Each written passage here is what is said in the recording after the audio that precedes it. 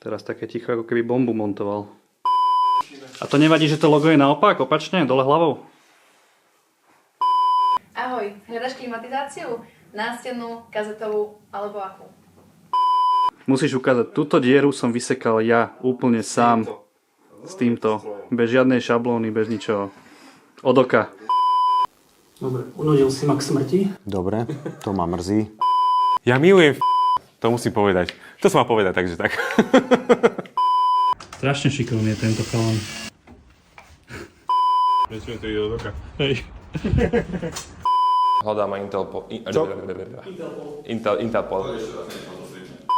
Čo robím, žmurkám? Uchádzajú ti.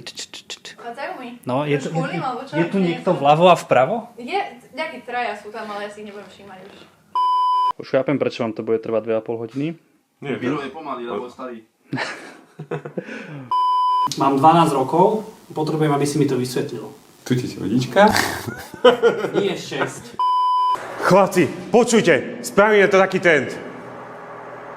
Alebo takýto. Taký tent. Dobre, počkaj. Lalalala.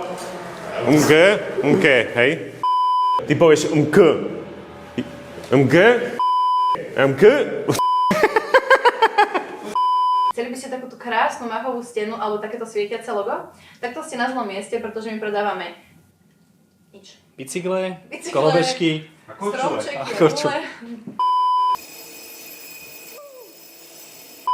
Keď chcete, tak na stavbe mať takých šikovných. Teraz či sa vypol dobrý istič. Ale vypol sa dobrý, to už sme testovali.